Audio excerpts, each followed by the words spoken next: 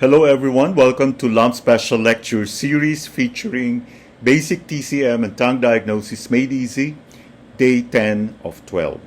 Today we shall talk about the tongue body shape, swollen tongue, teeth marks, cracks, stiff and deviated tongues. Observation of the tongue body shape should come immediately after that of the tongue body color. The normal tongue body shape is neither too thin nor too swollen, not cracked and neither too stiff nor too flabby. The tongue body shape gives us an indication of the full or empty character of the condition, while the tongue body color gives us an indication of yin and yang and heat and cold.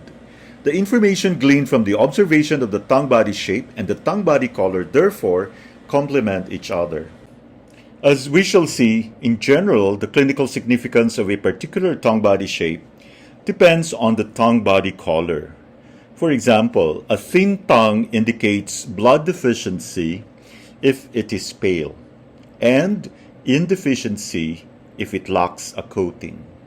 The tongue body shape reflects the full or empty character of the condition, and it also gives an indication of its severity.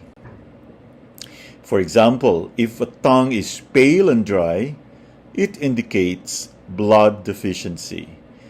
But if in addition it is also thin, it indicates that the blood deficiency is severe. A thin pale tongue has blood deficiency. Thin tongue without coating is insufficiency. Statistics show that 1.9% of tongues are thin. Although the tongue is often described as being thin in blood deficiency, the thin tongue is actually relatively rare. This is not because blood deficiency is rare. It is in fact very common, especially in women, but because the tongue is very frequently swollen from dampness or phlegm. Obviously, the tongue cannot be thin and swollen at the same time, and the swelling predominates. Therefore, it is important to realize that, especially in women, if the tongue is swollen, it does not mean that there is no blood deficiency. In fact, in women, blood deficiency and dampness or phlegm often coexist.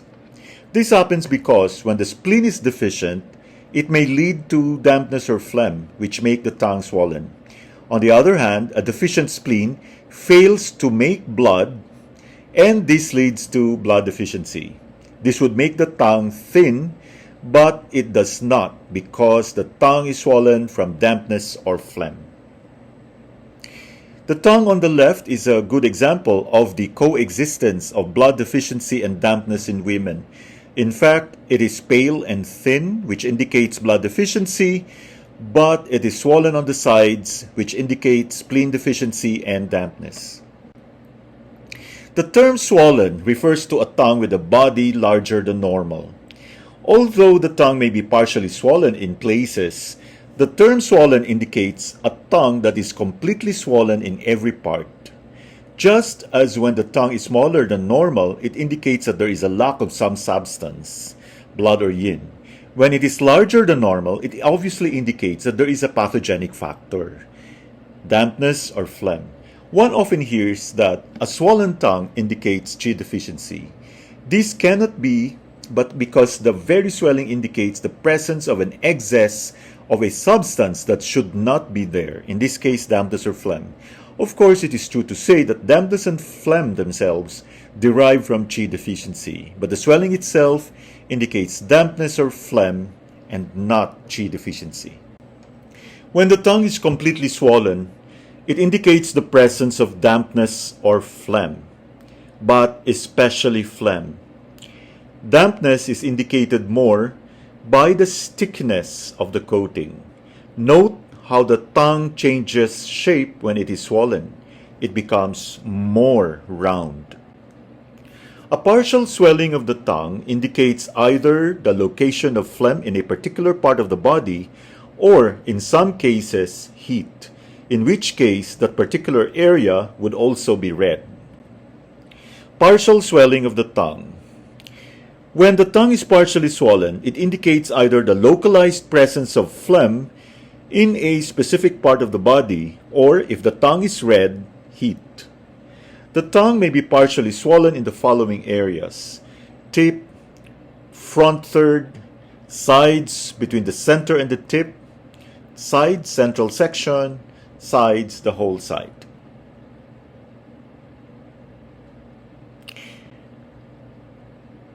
Swollen tip, the heart; swollen front third, the lungs; swollen chest, breast area. Sides central section, stomach, spleen; sides the whole side, liver. A swelling in the tip indicates emotional stress affecting the shen. It usually appears in conjunction with a redness of the tip. Now let's talk about swelling of the chest or breast area, the heart, lungs, breast. As indicated earlier, changes in the area between the center and the tip reflect a pathology of the heart, lungs, or breast in a Western medical sense. A change in the chest area may involve a change in color or body shape. How to differentiate when a change in the chest area indicates a problem of the lungs or heart, or of the breast in women? A change in the chest area indicates a pathology of the breast in women rather than of lungs or heart, in the absence of an obvious lungs or heart pathology, especially when it is unilateral. Examples of lung pathology manifesting in the chest area are chronic asthma or chronic emphysema, in which case the chest area would be swollen and possibly purple. An example of heart pathology is chronic coronary heart disease, in which case the chest area would be purple. As the area on the sides between the center and the tip reflects the condition of the heart, lungs, or breast, we shall call this the chest area. A swelling in the chest area indicates retention of phlegm in the lungs, or in women in the breast. Especially when the swelling is unilateral, it is more likely to indicate phlegm in the breast. A swelling in the front third of the tongue indicates retention of phlegm in the lungs. This is often a residual pathogenic factor from previous invasions of wind. A swelling in the central section on the sides indicates retention of dampness with spleen deficiency. A swelling in the liver area indicates liver heat or liver fire. Teeth marks indicate spleen qi deficiency. Please note that the presence of teeth marks does not necessarily indicate that the tongue is swollen, as teeth marks also appear on normally shaped tongues. Teeth marks in the breast area is possible breast cancer. The cancer is located on the same side as the teeth marks. In general, cracks indicate indeficiency. There are many different types of cracks according to their location on the tongue: heart crack, single stomach crack, scattered stomach cracks, spleen cracks, central lung crack, bilateral lung cracks, stomach lung cracks, ice flow cracks, kidney cracks. The location of the cracks, therefore, allows us to identify which organ is affected by indeficiency very clearly. Please note that not all cracks always indicate indeficiency. For example, a shallow heart crack indicates a constitutional tendency to mental emotional stress. Bilateral lung cracks indicate a past disease of the lungs, usually dating back to childhood. Cracks can become shallower with treatment.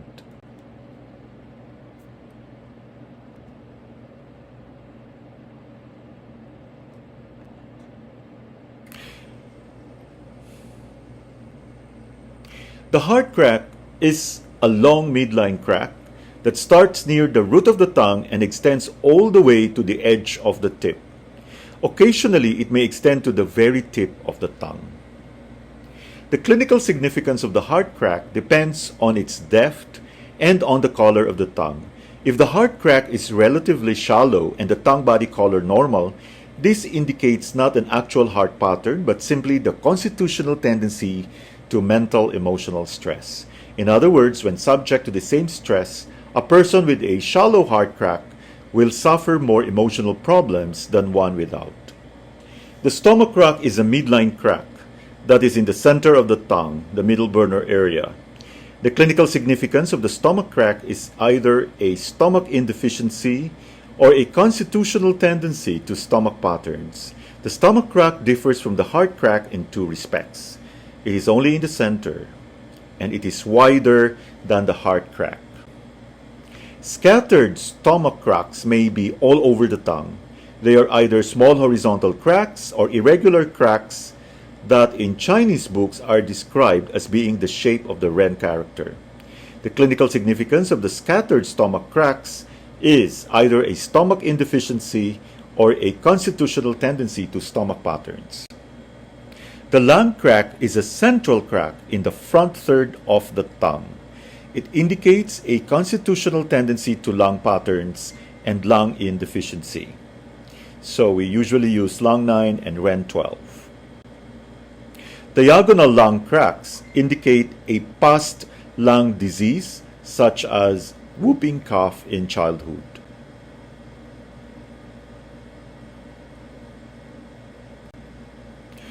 A lung stomach crack is a combined stomach crack that is in the middle section of the tongue and a lung crack because it extends to the lung area, front third of the tongue.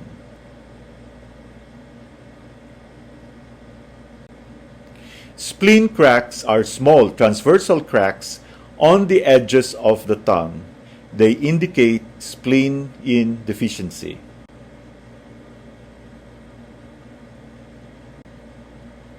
Old age cracks are also called ice flow cracks. They are not common and they simply indicate kidney deficiency from old age.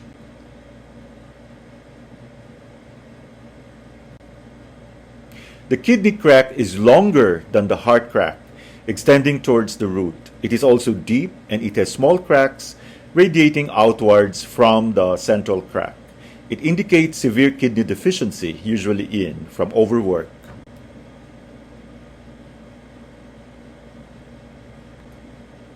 The stiff tongue indicates a tongue that is stiff and hard.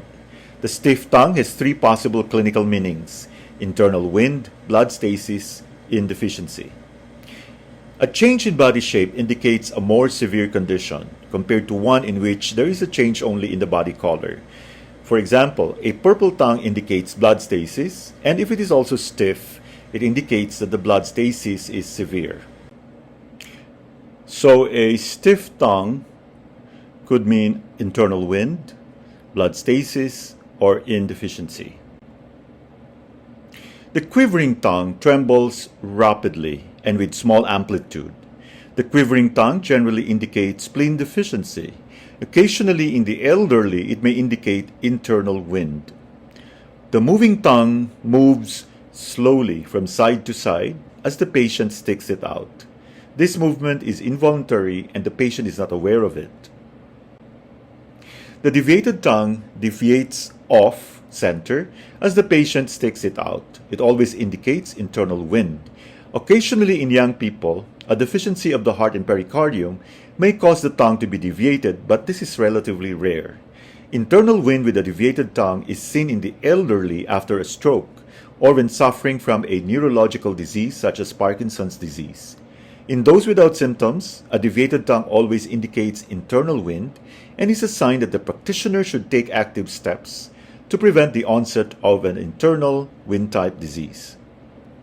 Thank you very much for your attention.